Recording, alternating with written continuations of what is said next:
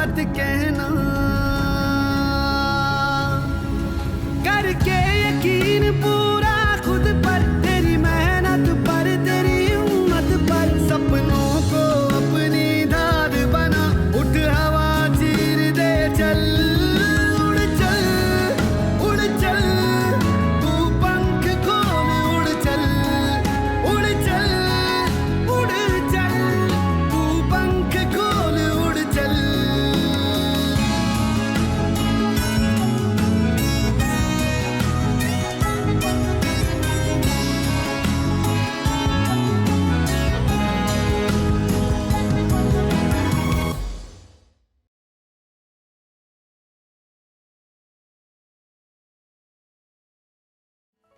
आशी के लगातार बेहतर परफॉर्मेंस से राघव को लगने लगा था कि वो अपनी दिव्यांगता के बावजूद बाबूजी के सपनों को पूरा करेगी। अब वो आशी को एक बड़ी प्रतियोगिता में शामिल कराने की तैयारी में लग गया। लेकिन इसी बीच वंदना के त्याग पत्र से राघव परेशान हो गया। ऐसी स्थिति में उसका दिल्ली जाना जरूरी था, पर एक कठिन और निर्णायक पड़ाव पर वो आशी को छोड़कर नहीं जाना चाहता था। धर्म संकट की स्थिति थी।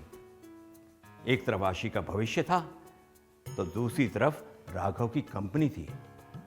वैसे राघव को अभी तक नहीं पता था कि वंदना के त्यागपत्र देने का कारण वही आशी है जिसके जीवन को नई दिशा देने में वो लगा था।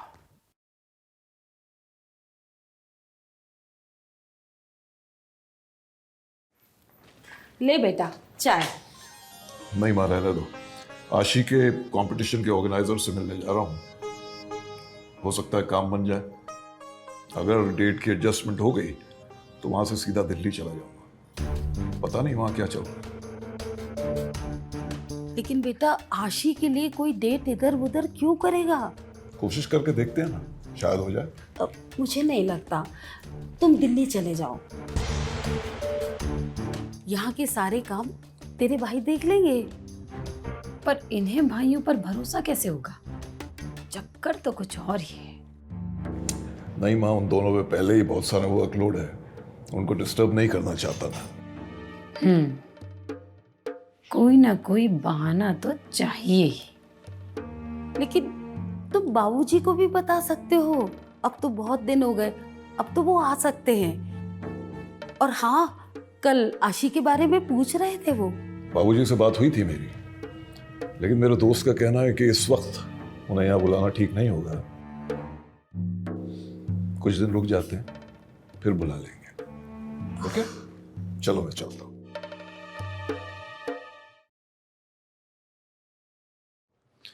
अले मेरा बच्चा,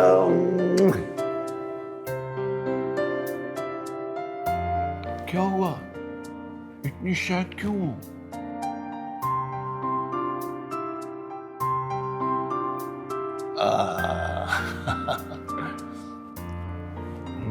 किसी और के साथ चले जाना आज? एक दिन की तो बात है। इतने सारे लोग हैं ना घर में, तुम्हारे लिए जा रहा हूं। सच्ची? Okay, good girl. किसी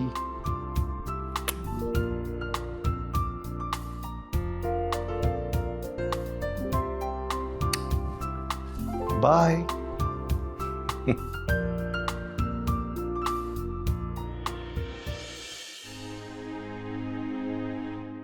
जब तक तुम्हारा रेजिग्नेशन एक्सेप्ट नहीं हो जाता तब तक तुम दिल्ली कैसे छोड़ सकती हो?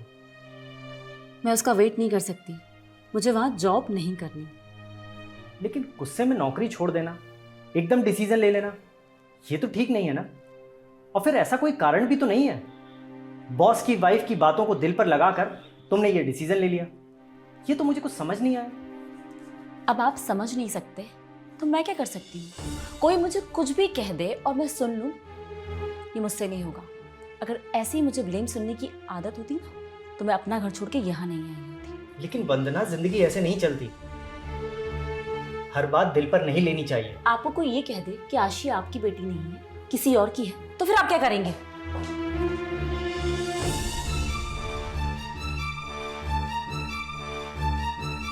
देखो, ये किसने कहा और क्यों कहा ये डिपेंड करता है। वरना हो सकता है कि उसकी फैमिली लाइफ ठीक ना हो सकता है कि उसको कुछ पता ना हो, कुछ भी हो सकता है। और रही बात आशी की, तो वो हमारी बेटी ज़रूर है, लेकिन उसे बेटी कहने का हक हमारे पास नहीं है। ये बात मैं नहीं कह रहा, अदालत कह रही है।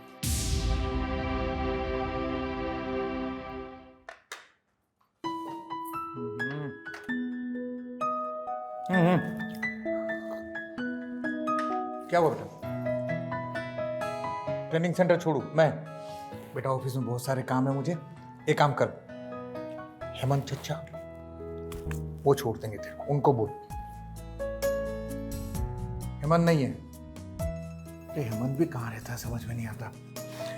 बेटा ऑफिस में मुझे बहुत काम है, आज नहीं कल कल छोड़ दूंगा मैं तुझे। बहुत सारे काम है, अर्जेंट मीटिंग है बेटा, है ना? बड़ा प्रोजेक्ट मिला पापा को, है बहुत सारा काम है।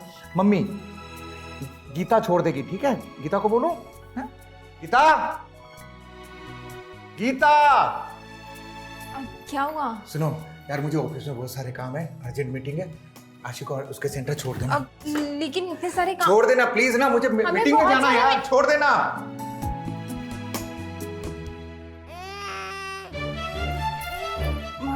आशी, तुम देख रही हो ना, तुम्हारा छोटा भाई रो रहा है। हम कैसे जाएं? अब हम नहीं जा सकते। अब हम आते हैं बच्चा।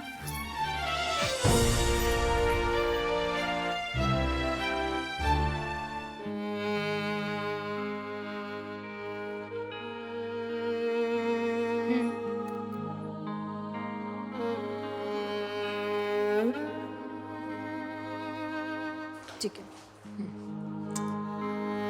अच्छा ठीक, दिख नहीं रहा है, जरूरी बात कर रही हूँ। बस कोई कहीं नहीं जाएगा। मैं जाऊंगी आज आशी को स्कूल छोड़ने के लिए। जब कल राघव ने पूछा था तब किसी ने मना नहीं किया, और आज जब पहली बार काम पड़ा तो सब बिजी हो गए, सबने बच्ची से मुंह मोड़ लिया। वाह री दुनिया, वाह रे घर के लोग। चल बेटा, मैं चल रही बेटा, चल आ। मेघा, ये माँ जी को अचानक से क्या हो गया? इतने गुस्से में तो मैंने उन्हें पहली बार देखा है। अब वो ये भी नहीं समझ रही है कि कोई एक माँ अपने छोटे से बच्चे को छोड़कर नहीं जा सकती। दीदी, मैंने आशी को बताया था कि बेटा अब मैं ज़रूरी बात कर रही हूँ, थोड़ा रुक जाओ, मैं चलती हूँ। लेकिन माँ जी को तो गुस्सा करना था। उनको तो ये लगता है कि इस घर में बड़े भाई साहब के अलावा आशी का कोई ध्यान ही नहीं रखता है।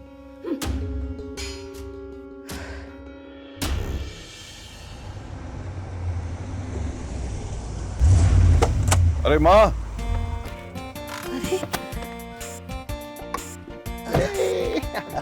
कहाँ जा रही? इसे स्कूल छोड़ने जा रही थी। किसी को फुर्सत ही नहीं, सब अपने काम में लगे हुए हैं। मुझे पता था। चलो कोई बात नहीं, तुम घर जाओ, मैं इसे छोड़ देता हूँ। अच्छा, तुम चली जाओगी कि मैं छोड़ दूँ? नहीं नहीं, मैं चली जाऊंगी। अच्छा बेटा, वो काम का क्या हुआ, आशी के प्रोग्राम वाला? नहीं हुआ माँ, पॉसिबल नहीं है। चलो मैं चलता हूँ।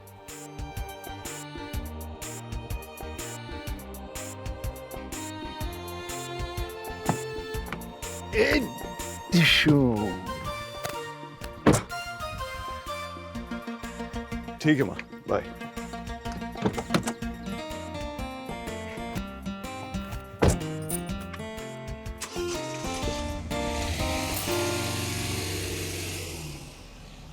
अच्छा हुआ राघव दिल्ली नहीं गया, नहीं तो आज आशी का क्या होता पता नहीं।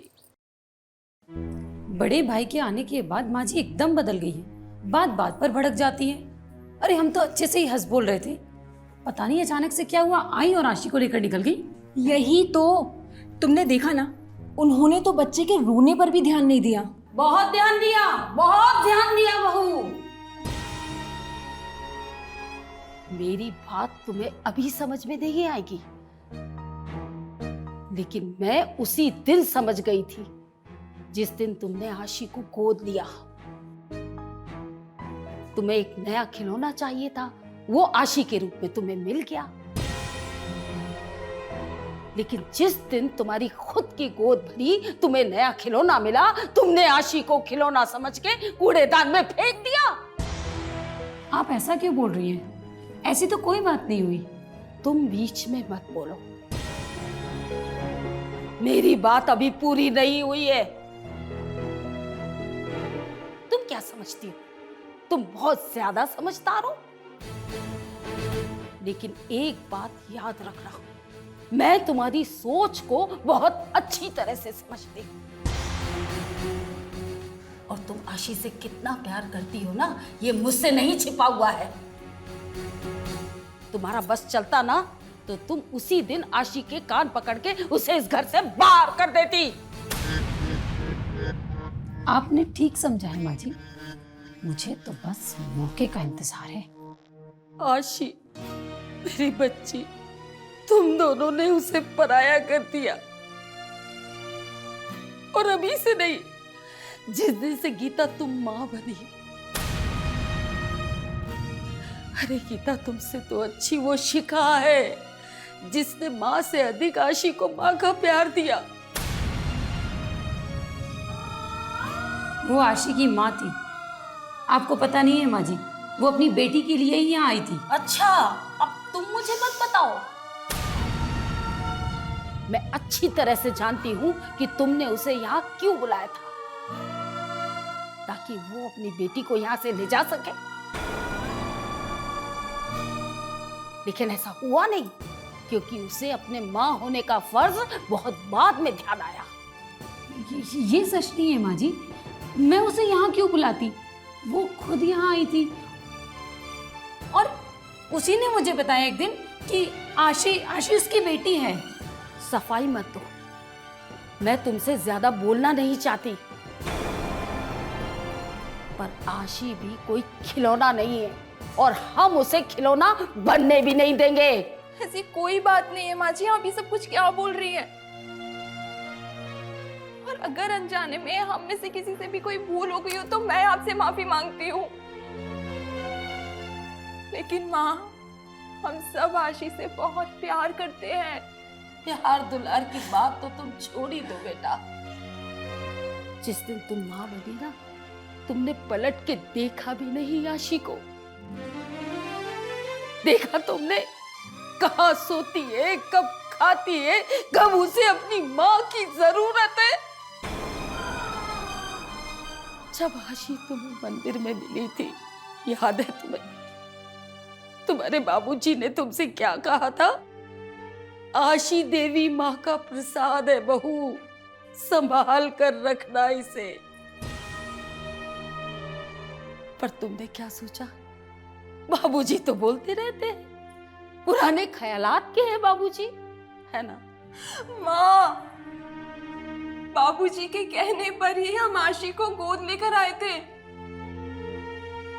नहीं तो हम भी उसे अनाथालय में छोड़कर आ जाते ना। यही तो गलती हुई कि उसे अनाथालय में नहीं भेजा। छोड़िए ना माँ जी, जो हुआ सो हुआ, हो गई हमसे गलती। अब मैंने बोल दिया ना, बीच में कोई नहीं बोलेगा। और तुम क्या बोलोगी? वो तेरा एक पति, जिसको कई दिन से इस बात की खबर ही नहीं कि उसका बाप है भी कि नहीं, किस हाल में है। आज उन्हें आश्रम गए इतने दिन हो गए, पर उसने एक बार भी नहीं पूछा मुझसे। खैर, उसको छोड़ो। तुम तो सारा दिन गीता के साथ रहती हो, दुनिया भर की बातें करती हो, साड़ी का फॉल मैचिंग है या नहीं, बिंदी अच्छी लग रही है नहीं, या फिर हाँ, छोले के साथ पूरी बनाओ कि पराठे और न जाने क्या क्या। कभी तुमने गीता से ये पूछा कि वो ऐसा क्यों कर रही है? क्यों वो अपनी बेटी की खोज खबर नहीं ले रही?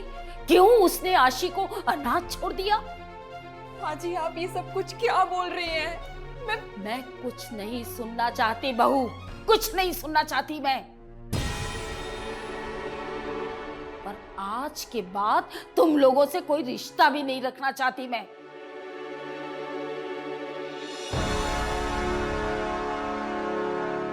माँ, छोड़ो ना माँ, ये क्या कहानी शुरू कर दी तुमने। क्या करूं बेटा, आखिर कब तक देखती रहूं ये सब। आज तो इन लोगों ने हद ही कर दी। आशी स्कूल जाने के लिए तैयार थी, पर इन लोगों के पास इतना भी समय नहीं था कि उसे स्कूल छोड़ आते। आखिर में मुझे उसे लेकर स्कूल जाना पड़ा। वो तो बहुत अच्छा हुआ बेटा कि तुम मुझे मिल गए, वरना पता नहीं आज आशी स्कूल भी जा पाती कि नहीं। चलो स्कूल चली गई ना, अब वो पढ़ाई भी कर रही होगी। चलो आओ।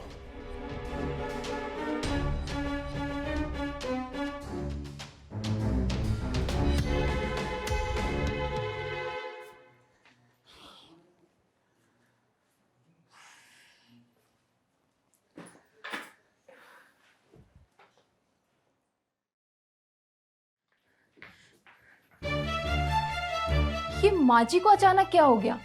पहले तो आशी से सीधा मुंह बात तक नहीं करती थी और आज उसके लिए पूरे रिश्ते नाते तोड़ने को तैयार हो गई। अब ऐसा भी क्या हो गया था? ये तुम मुझसे क्यों पूछ रही हो? अपने आप से पूछो ना। और जहां तक माँ का आशीष से सीधे मुंह बात नहीं करने की बात है ना, तो उसके लिए भी जिम्मेदार तुम हो। मैंने क्या किया? मेरा बच्चा रो रहा था और इतनी छोटी सी बात के लिए इतना बड़ा हंगामा करने की क्या जरूरत थी? छोटी सी बात? ये छोटी सी बात लगती है तुम्हें? गीता, तुम्हारे दिल में आशी के लिए थोड़ी भी जगह नहीं है? थोड़ी सी? उसकी जिम्मेदारी सिर्फ मुझ पर है और किसी पर नहीं। तो किसकी जिम्मेदारी होगी? तुम घर में रहती हो, मैं बाहर रहता हूं। मैं प्रोडक्शन संभालता हूं, डिलीवरी संभालता हूं, ऑफिस संभालता हूं। हेमंत क्या करता है उसको खुद को नहीं मालूम। क्या क्या संभालूं मैं? गीता देखो, कुछ भी हो, आशी हम दोनों की जिम्मेदारी है ना।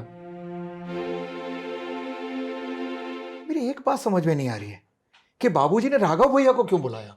वो मेघा कह रही थी कि भाई साहब कुछ साजिश रचने वाले हैं। अरे मेघा का क्या है, वो तो कुछ भी बोलती रहती है। कई बार तो मुझे लगता है कि घर में ये जो कुछ भी हो रहा है ना, उसमें उसी का हाथ है। साजिश वो रचती होगी। अब देखिए, मैं मेघा को अच्छी तरह से जानती हूँ। मैं मानती हूँ कि वो आशी को पसंद नहीं करती, लेकिन ये जो कुछ भी हो रहा है उसके पीछे मेघा है, ये हम नहीं कह सकते। और मुझे तो कभी कभी उसकी बात सच भी लगती है। वैसे उसकी कौन सी बात सच लगी तुम्हें? यही कि अब मैं दो बच्चों पर ध्यान नहीं दे सकती। देखिए, माँ जी चाहे जो भी कहें, लेकिन आशी ना बोल सकती है ना सुन सकती है। कल को उसकी शादी में भी कितनी परेशानी होने वाली है। आखिर आई गई तुम्हारे दिल की बात तुम्हारे मुंह पर। माँ ठीक कहती है, आशी का तुम्हें कोई भविष्य दिखाई नहीं देता, पर गीता मुझे साफ साफ दिखता है, एकदम साफ। उस बच्ची को कुछ भी हुआ, हम अपनी जिम्मेदारी से भागे ना, तो याद रखना बर्बाद हो जाएंगे, सर्वनाश हो जाएगा इस घर का। क्या कहा आपने?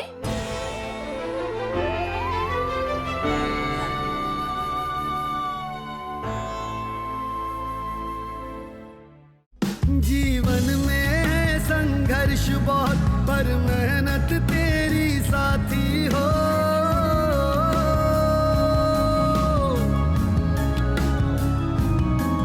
कमजोर नहीं दिव्यांग है तू, हर बात तेरी शाबाशी हो।